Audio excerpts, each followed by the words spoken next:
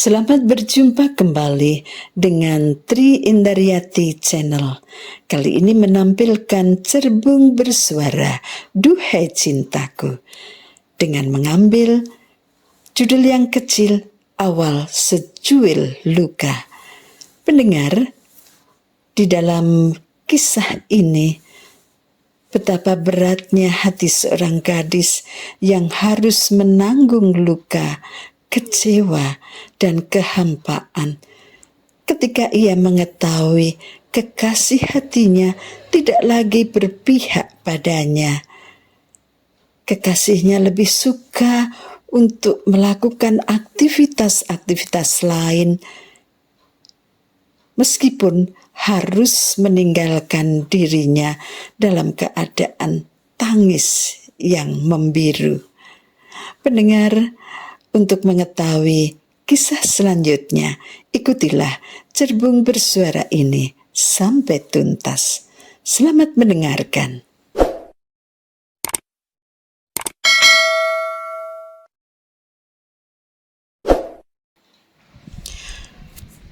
Sore harinya, Hendra memacu motornya ke rumah Erlin. Tentu saja sudah janjian terlebih dahulu. Tidak ada secuil pun kecurigaan Hendra pada kekasihnya itu. Ia percaya sepenuhnya kalau tadi siang Erlin memang ke rumah Sinta, teman kuliahnya. Hendra ke rumah Erlin karena hari ini malam minggu. Hendra ingin apel, ingin menunjukkan pada kekasihnya bahwa ia sangat perhatian, menyayangi, dan setia. Dipilihnya baju santai, kotak-kotak kecil, paduan warna biru dan putih. Biru warna kesayangan Hendra. Celana yang dipilihnya terbuat dari bahan cotton stretched berwarna hitam. Berkali-kali Hendra berdiri di depan kaca.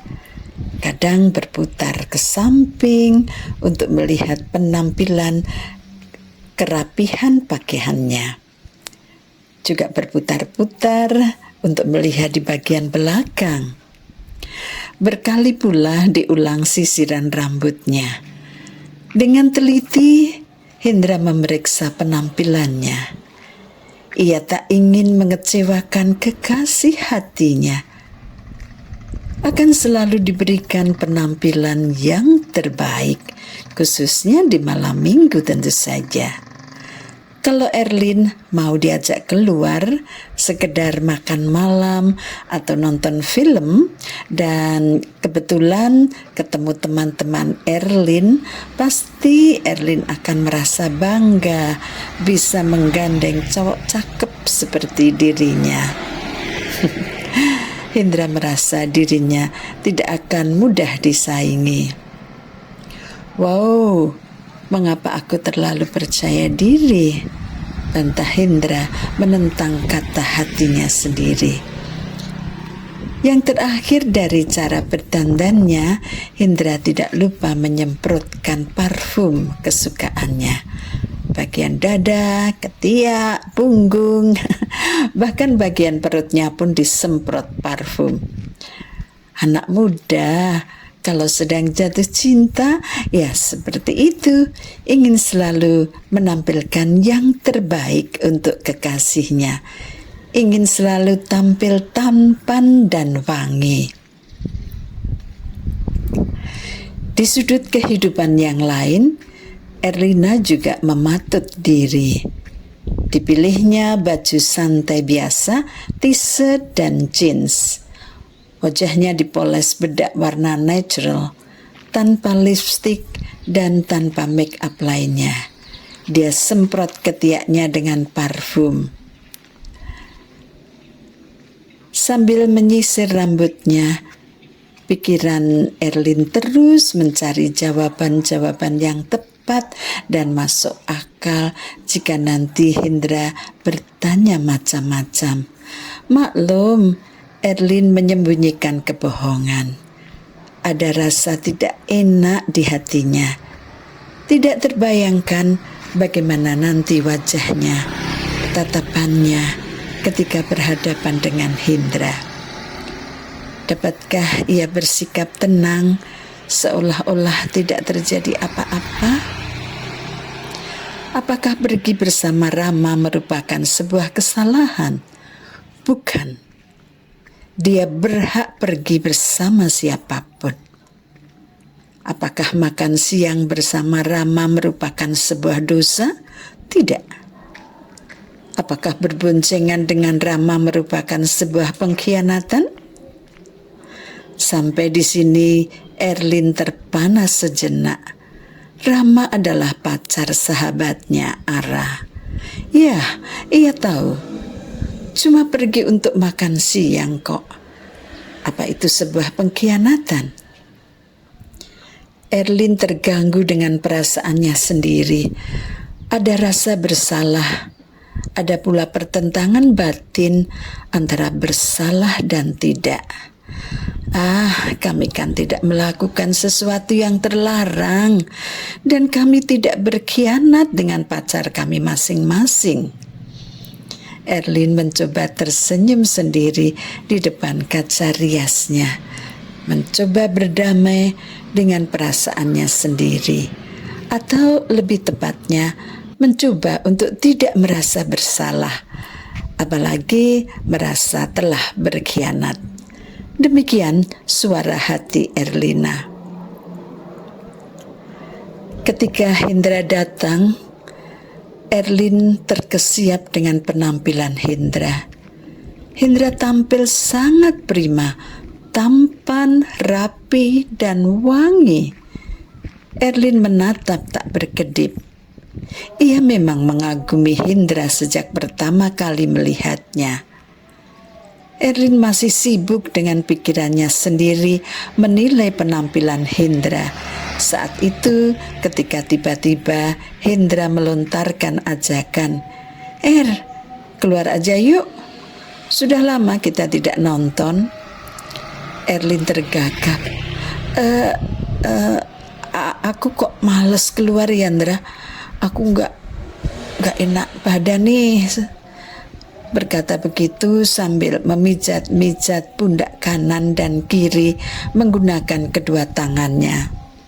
Digeleng-gelengkan juga kepalanya ke kanan dan ke kiri, seolah berusaha menghilangkan kepenatan di bagian kepalanya.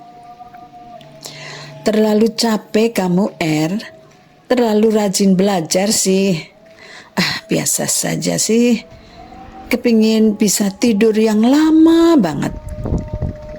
By the way, Hendra, kamu pengen minum apa? Erlin menawarkan minuman sekedar untuk menutupi kegugupannya karena telah berbohong. Ia sebenarnya sehat-sehat saja. Cuma entah kenapa Erlin tidak ingin bermalam mingguan dengan Hendra. Ia ingin di kamar saja, mengumbar alam pikirannya dengan bebas tanpa batas-batas yang menyekatnya. Gak usah, kalau kamu gak enak badan, sebaiknya aku pulang saja ya. Kamu istirahat sana. Bener nih, kamu gak apa-apa, Hendra. Ya gak apa-apa lah, kan kamu sakit. Wah, sorry Hendra, kamu sudah secakep gini, malah aku sakit. Erlin berusaha menghibur Hendra dengan pujian itu dan menunjukkan rasa menyesalnya. Gak apa-apa, kan nonton filmnya bisa kapan-kapan. Yup, aku pulang dulu ya, Dielusnya pundak Erlina dan ditepuk-tepuknya. Kamu minum obat ya, terus tidur saja. Erlina mengangguk dan tersenyum, lalu mengantar Hendra sampai di tempat parkir motornya. Erlin menunggu sampai motor Hendra lenyap dari pandangan matanya. Erlin masuk ke rumah, bukannya masuk ke kamar, tapi duduk di sofa ruang tamu. Pikirannya melayang menjangkau alam bawah sadar yang ia sendiri tidak habis mengerti. Mengapa ia bisa melakukan hal seperti itu? Ia bisa berbohong, bahkan ia berkali-kali membohongi kekasihnya, bahkan membohongi hatinya sendiri. Kebohongan yang satu dilakukan untuk menutupi kebohongan yang lain. Berkali-kali ia merasa bersalah kepada Hendra, tapi berkali-kali pula ia mengulang-ulang kesalahan itu. Erlin tidak tertarik lagi dengan ketampanan Hendra. Perasaannya hambar. Entahlah, apakah ini tanda-tandanya ia tidak mencintai Hendra lagi? Erlin sendiri tidak bisa menjawab. Hatinya terbelah antara ya dan tidak. Kalau tidak karena kepepet sekali, atau sudah tidak bisa beralasan lagi, terpaksa ia mau jalan bareng dengan Hendra. Dan jika Hendra datang ke rumah, Erlin masih mau menemuinya. Meskipun sebetulnya ada rasa males juga. Ia ogah berduaan dengan Hendra. Ngobrol di taman rumah, apalagi di ruang tamu. Erlin sudah tidak merasa bangga lagi jalan bareng Hendra. Obrolan-obrolan mereka pun sudah jauh dari getaran cinta, hambar. Lebih banyak Hendra yang mendominasi percakapan. Hanya sekali-sekali saja Erlin memulai percakapan. Selebihnya ia hanya merespon apa yang dikatakan Hendra. Setelah melamun beberapa saat di ruang tamu, Erlin masuk kamar dan membenamkan wajahnya di bawah bantal. Dadanya sesak oleh permasalahan dengan Hendra, tapi ia tidak tahu bagaimana harus mengakhirinya. Di belahan hati yang lain, Ara sudah sejak tadi berdandan rapi, bermake up tipis, dan memakai pakaian yang pantas untuk menemui kekasihnya. Berkali-kali Ara melongok keluar, berkali-kali pula ia kecewa. Yang ditunggu tidak menampakkan dirinya. Kemana sih Rama? Apa dia lupa kalau sekarang ini malam minggu ya? Ara mencoba menunggu 15 menit lagi. Tetap saja Rama tidak muncul. Akhirnya Ara mengambil handphonenya. "Mah, kamu nggak ke rumahku ya? Aku sudah menunggu lama nih." "Maaf ya Ra, apakah aku janji untuk datang? Rasanya aku nggak janji mau datang tuh." Jawaban Rama membuat hati Ara kecut. Langsung wajahnya cemberut. Tentu saja Rama tidak bisa melihatnya. "Tapi ini kan weekend toh, Ma. Masa kamu nggak ngapelin aku? Kamu sudah bosen ya, Ma, sama aku? Kamu sudah sering ngeblong malam minggu kita. Selalu beralasan sibuk, baru ada acara, diminta nemenin mama, dan banyak lagi alasan. Apa sih maumu, Ma?" "Ah, kamu gak usah mikir yang macem-macem lah, Ra. Maaf ya, Ra. Aku sudah diampiri Niko nih, mau lihat pertandingan basket. Dah ya, Ra. Sampai ketemu lagi. Tut, tut, tut." Handphone saluran sudah diputus. "Hah?" Ara melihat layar handphonenya terperangah. Dan benar, handphonenya sudah kembali ke wallpaper. Foto dirinya dan Rama ada di sana. Ara hanya bisa menahan ledakan kekecewaan. Pupus sudah harapannya untuk bisa bertemu Rama, kekasihnya, malam itu, malam minggu kelabu.